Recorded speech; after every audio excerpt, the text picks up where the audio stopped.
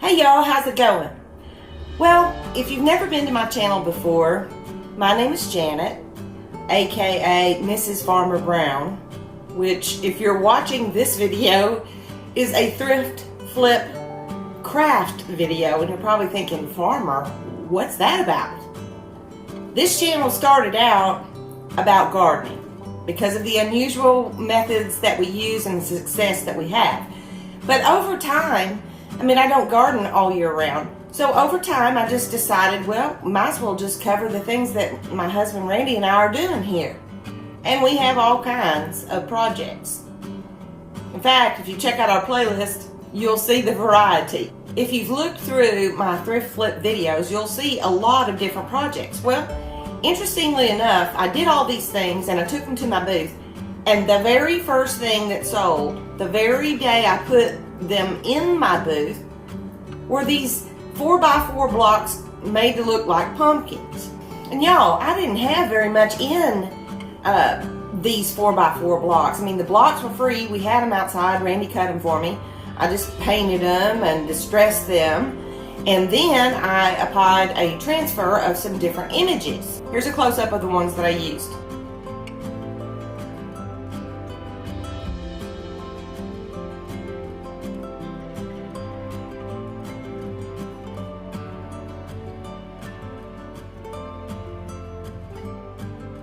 Now, if you like these vintage type images, I would just say Google for free vintage images. Also, there's a place called thegraphicsfairy.com who has wonderful pictures that you can use. Etsy has a lot that aren't very expensive to download. The little children ones were Etsy, I believe, like $1.60 for the download. And I think the Pilgrim Woman was the Graphics Fairy, but I can't remember for sure. Anyway, all I did was transfer the image. I made some air dry clay molds using Iron Orchid Designs air dry clay and Iron Orchid Designs molds. Glued them on, painted them, and then distressed them with like the cheap Waverly dark antique wax. And y'all, I sold that large block for $24.95 and the other two smaller ones for $18.95. That was a good profit. Now, in the course of making those, I filmed bits and pieces, but I did not film how to do the transfer part. I'm making another set of blocks, so I'm going to show you how you do the transfer part, and it kind of flipped back and forth between the original set of blocks and the new set of blocks that I'm doing now. Now, another thing, I don't ever like to crank out the same thing twice. I'm not a production artist. I like to try new things. Also, I got to thinking about it.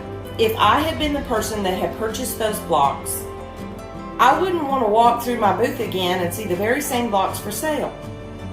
I like to create original things. So I think it's only right that I don't reproduce something exactly the same way again. And this is going to be different looking. Same concept, but different looking. So I'll be switching back and forth videos with the original one that I did and the new ones that I'm making now. So there's a quick explanation. Now let's get started.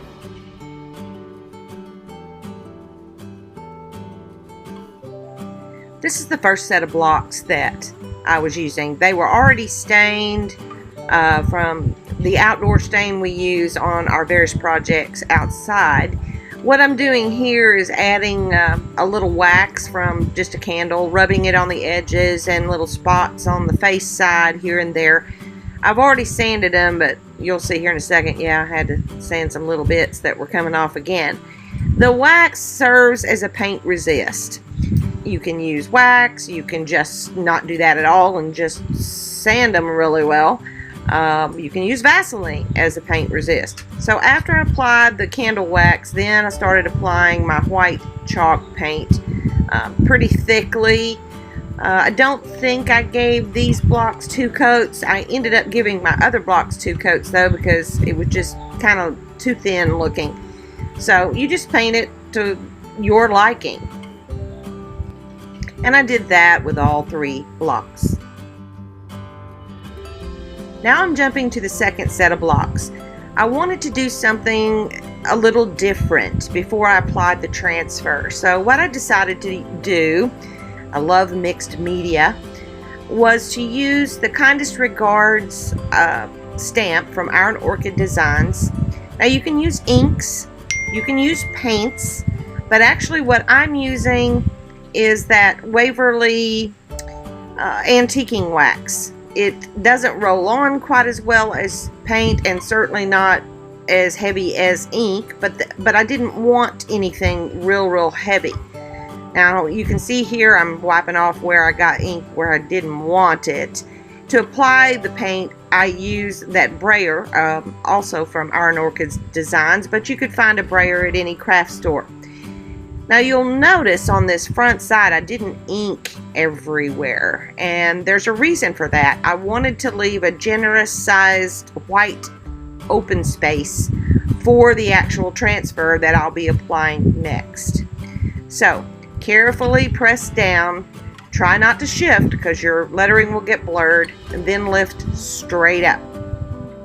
Now I turn it on its side and do the same thing kind of with the next section of the stamp, but this side of the blocks, actually the other three sides of the blocks, will be full writing. And I'm shifting back and forth between blocks so that I can let that wax dry a little bit. I ended up using my hair dryer so that I could move on to sides 3 and 4.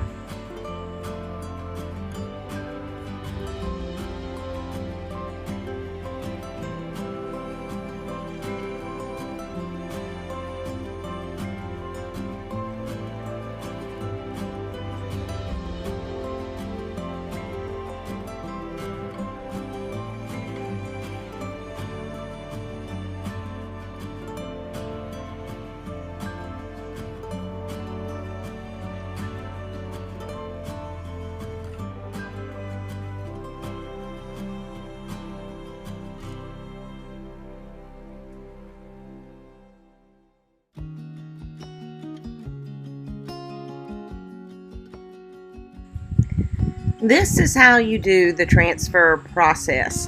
Now these are the second set of blocks, but different pictures than the first. I love these little pictures. They're also vintage, and they're the cover of Good Housekeeping magazine. I think they're October or November issues back from the late 1920s and early 30s.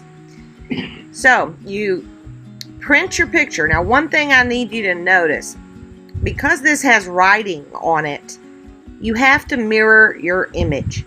And I don't know how to mirror an image in Word, so because I have a Cricut, I just uploaded the photos to Cricut and then I mirrored the image in that program and then printed it. Now there might be a different way to do it, but I don't know. That was the only way I could figure out. Here on the front of the blocks, where I have left kind of that blank white space, I am applying DIY liquid patina. It is a transfer medium, it's also a decoupage medium, and it's also a top coat. So it's a 3-fer. You apply the product onto your surface, and then you apply it to the front, the good side of your image. And I'm working there to get it fairly smooth, but a good bit of product. Now you carefully want to lay your image face down, putting a little bit more product there on the surface.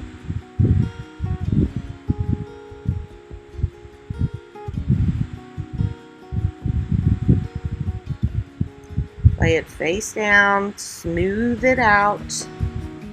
Then you want to take something plastic. It could be a credit card. I had this larger plastic scraper. I can't even remember what that was for from my faux biz days. That's crazy.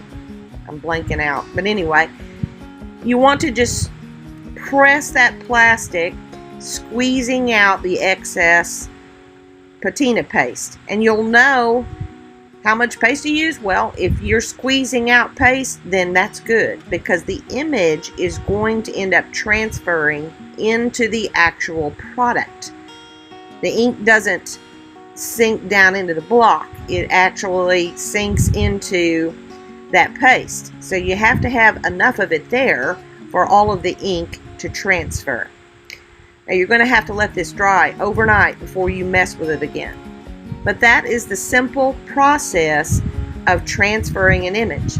Again, you just have to remember, if you have writing, you have to mirror the image, reverse it, because you're applying the paste and applying the picture face down, and if you don't mirror it, all your words will be backwards. Just like with the first set of blocks, while my image was drying, I started making my molds that I wanted to apply to the blocks. Now, I didn't want to use the exact same molds on this second set of blocks, so I kind of went a different route and went totally fall, using the maple leaves and the small and the large acorns for the molds for these blocks. And again, as I've shown in other videos, anytime I'm attaching molds, whether they're the air dry clay like these or the silicone, I like to use Titebond Quick and Thick. Alright, I waited 24 hours and I used this little sponge. I really don't know what it's called, but on one side is a sponge and the other side has kind of got a scratchy surface, but it's not as abrasive as like the green thing. You wouldn't want to use that. So all we're going to do here first is just get the picture that we have transferred wet.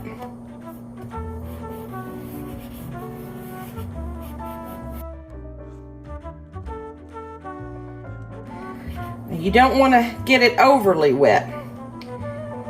Now with my hands, I'm going to just start rubbing. Now what is happening here, you know, paper is made of several layers of pulp fiber. So what we're doing is we're rubbing away that pulp fiber. We don't want to rub so hard that we rub off the image. The image is not exactly inked into the block of wood. What the image is inked into is the transfer medium. The DIY liquid patina is what the ink is adhering to. So we just want to rub gently. And there may be some areas where if you start to rub too hard, you might lose a little bit of that. That doesn't really bother me a whole lot because the whole idea here is to make it look old and antique-y. This is a messy project, but I don't know, messy's kind of fun.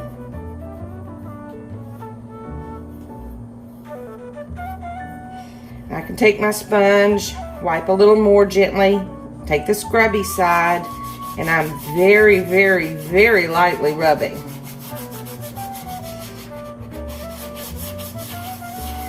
I just love this technique because, I mean, I like decoupage too, but the point of this technique is to make it look embedded into your surface. And see what else is kind of cool? Can you see that my lettering that I stamped from the Kindest Regards stamp is showing through a little bit? Which I think gives it a super cool effect. That wouldn't necessarily happen if I had decoupaged the whole paper on the front of this block here. It would have been opaque, and I don't think that much of this writing would have shown through. But to me, that makes it look even more antique-y.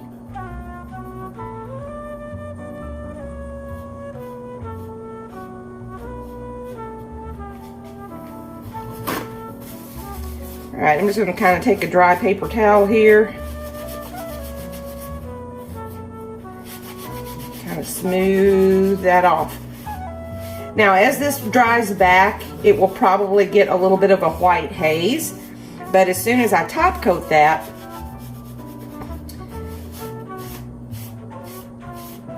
the vibrant colors will come back. Now, if you don't like this straight line down here, I can rub a little harder.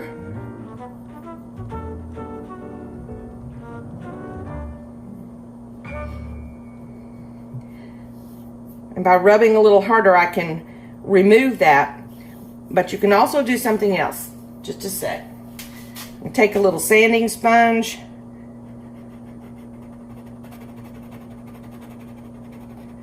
And I'm not applying a lot of pressure here.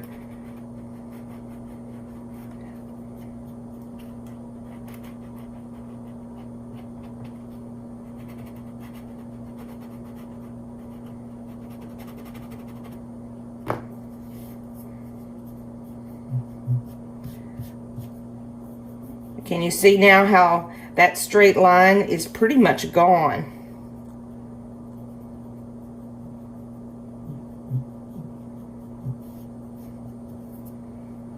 Could do the same thing with this one up here a little bit, but I don't really want to get rid of my good housekeeping. I want you to be able to read that.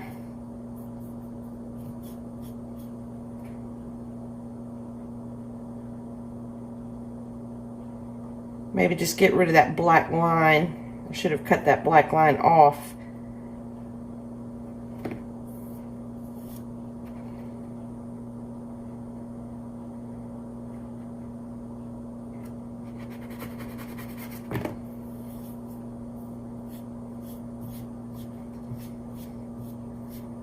All right.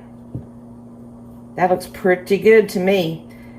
I'm going to let this dry and then we'll do the next steps. All right, these are now dried and you can see the haze that is on them. But as soon as I put the sealer on, it's going to come back to life and stay that way. This is Amy Howard's matte sealer. I mean, I have several sealers that are great. I love this. This is a heavy duty wood varnish by Polyvine. It's kind of hard to find anymore, but this is their Clear Dead Flat. I'm just going to use this because I've got it and I'm not sure I want a totally flat sheen. But I'm going to just go over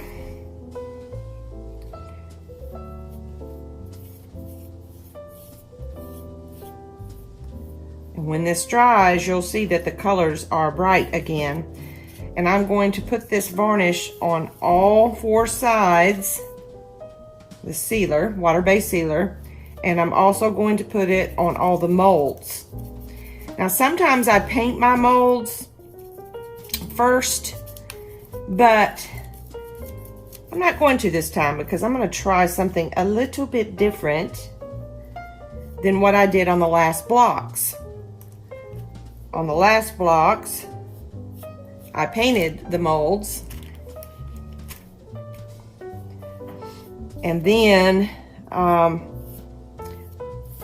as I said earlier, I used that Waverly dark wax, which was the same dark wax that I used to do my stamping. And that stamp is the Kindest Regards stamp. Love that stamp. It is so useful in so many ways.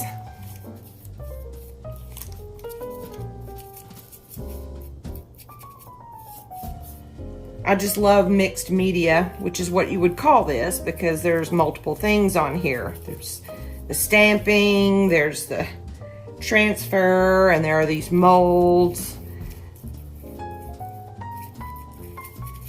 And I think I'm going to try my hand at a little watercolor on these molds, and we'll see how that looks. If I don't like it, I can always go back and paint it white or paint it whatever, and then just use my regular antiquing wax, or one of the other kind of waxes that I have that are more solid. That Waverly is a liquid. The other waxes I have, you stipple on kind of with a stenciling type brush. This sealer dries fairly quickly, but I'll probably hit it with a hairdryer too so I can move on to the next step.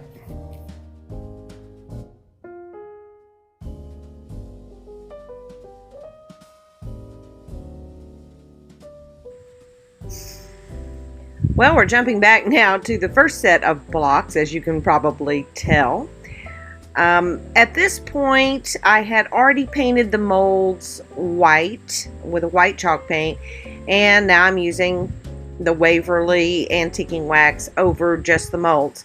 I'm trying to remember, I'm not sure. I think I only antiqued the molds and not the blocks on this first set. But you'll see here in a little bit, I'm going to do the whole blocks on the second set. I like it better, actually, than the blocks staying quite so white. But, you know, you give your customers options.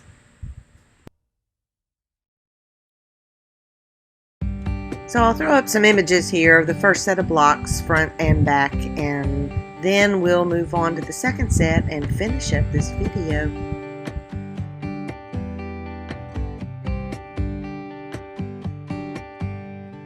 Looking for my mother's eyes as I'm staying close to the mirror. A lock of gold, a secret smile, little things I remember. Place a hand upon my heart as her, she was a believer. Okay, well, we'll see how it does. I've kind of lightly watercolored the clay.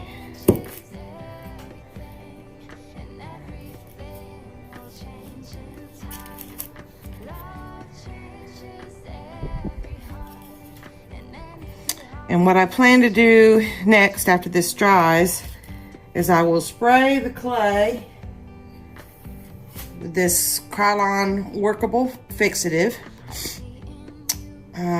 which it says it protects pencil, pastel, and chalk drawings, but I've researched and it also is supposed to protect watercolor, prevents smudging and wrinkling, allows easy rework, acid-free, archival safe. So after this dries, I'll spray these with the fixative, and then I'm going to go back and antique everything all up and down each side. I may highlight with a little bit of gilding wax on some of the acorns and leaves and things. Then I'll drill my hole and do my pumpkin stems and show you how I'm going to decorate the tops. There's hardly ever any decor piece I do that I don't end up antiquing to look old. So I'm going to show you how I go from this to this. Now I have sprayed the clay with the fixative that I talked about. 2 very light coats. Let them dry in between.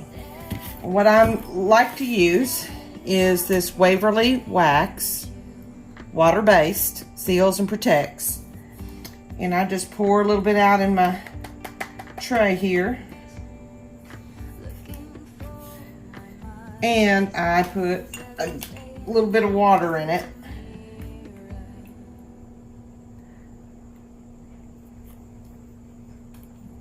Keep my brush kind of wet.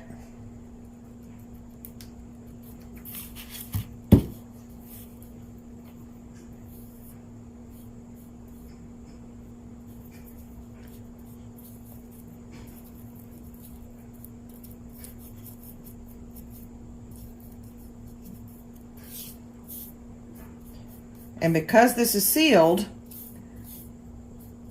I don't have to be in a hurry to wipe it back. I always seal before I do any kind of a glaze for this reason, because that way I can control the amount of the antiquing that I want to leave.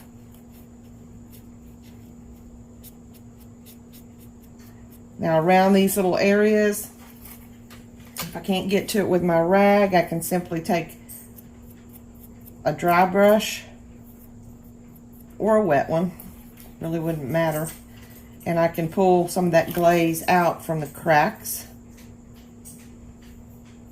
so that then I can get to it. But I usually like to leave some some around the edges, because again, it just helps it to look more antiqued. And like on these little acorn tops, I'm actually going to add additional darker to that.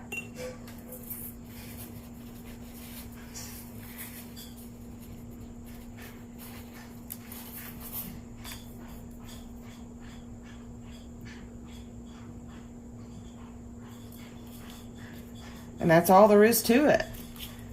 Go around and do each side and the top. I did not paint the bottoms on these this time. Kind of seemed a little bit like a wasted effort.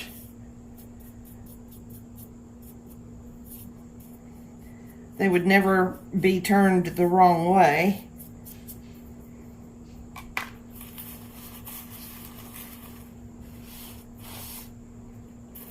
I'm just using a shop rag, and I like to try to fold it where it's flatter so that you don't get the lines and impression from the rag. See, like I did there, because my rag was folded. And just wipe off however much you want.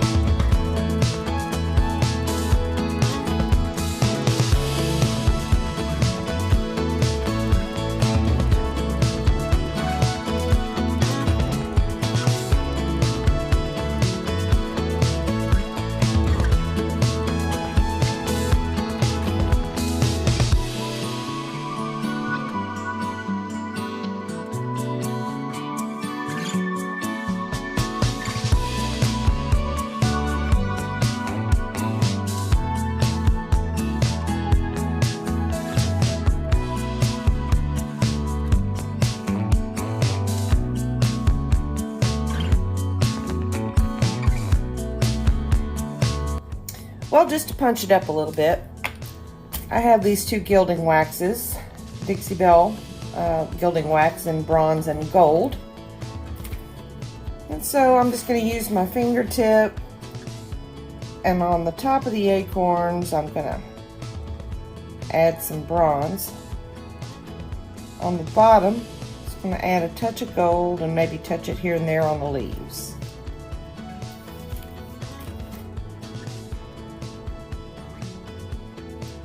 Just to give it just a little extra something something.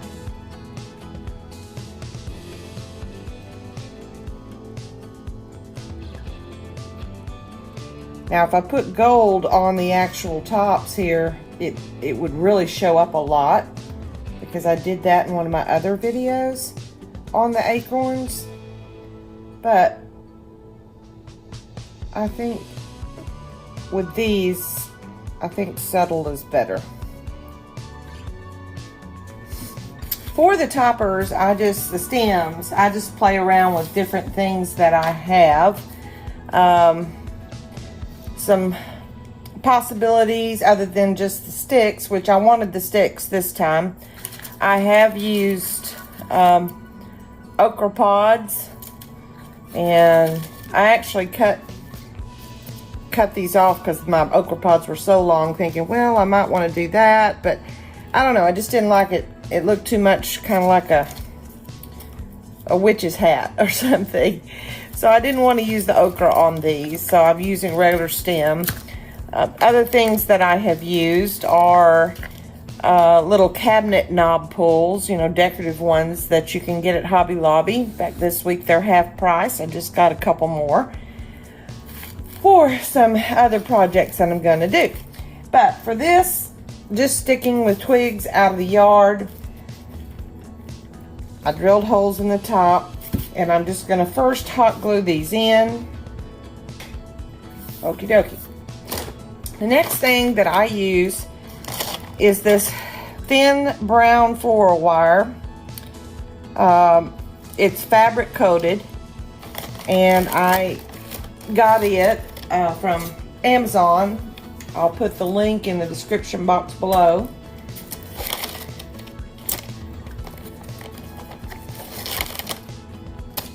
But I cut me a long strand of it. And this is usually the first thing that I put on.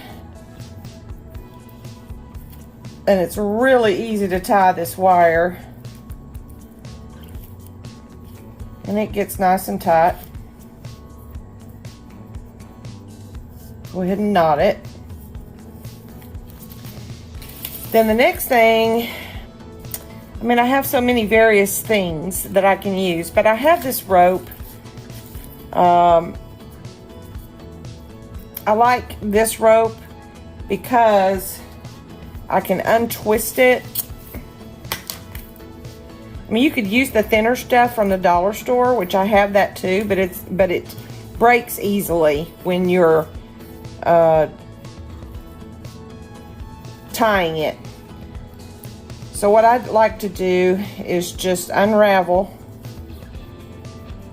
the 3 strands, and now I'm taking 1 strand and I'm unraveling that as well and just making it fuzzy on each end.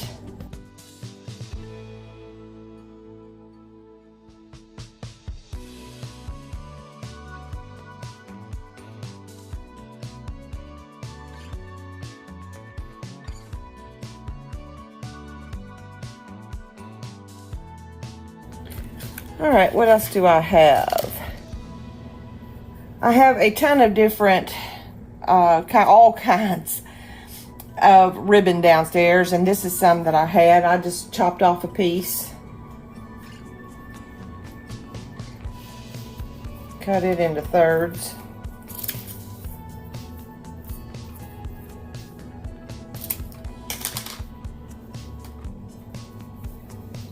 And on the other ones, I just kind of crunched it up.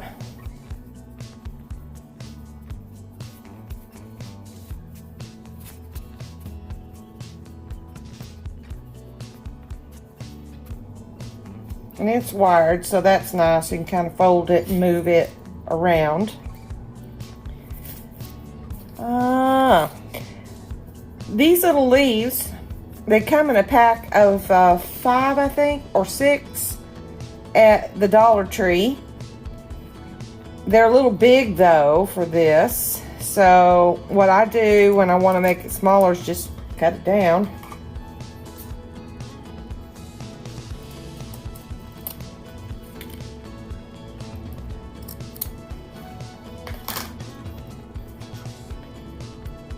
Don't know if I want to use this or not. Yeah. That might look cute. I'm going to tuck it underneath the bottom side of all this stuff. Wire it around the stem. And lastly, I have some cotton. My colors. I just had, oh.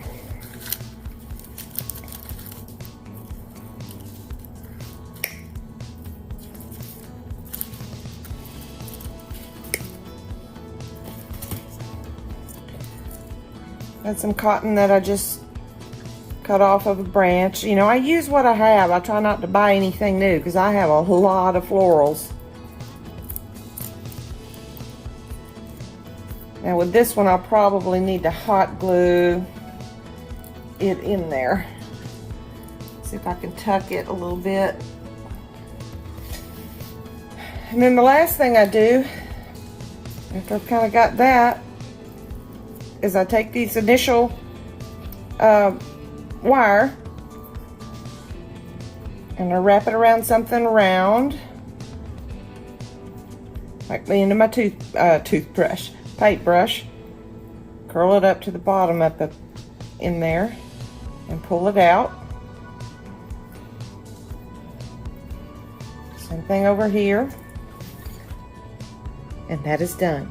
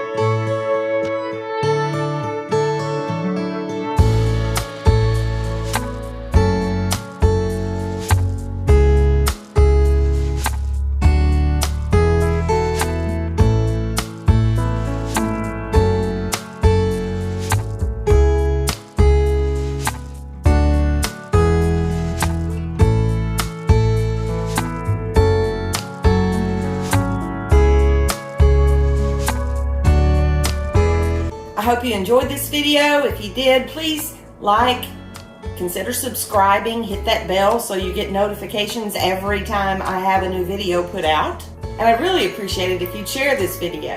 And as I always like to end most of my videos, thanks for watching. Goodbye. Keep looking up and have a good one.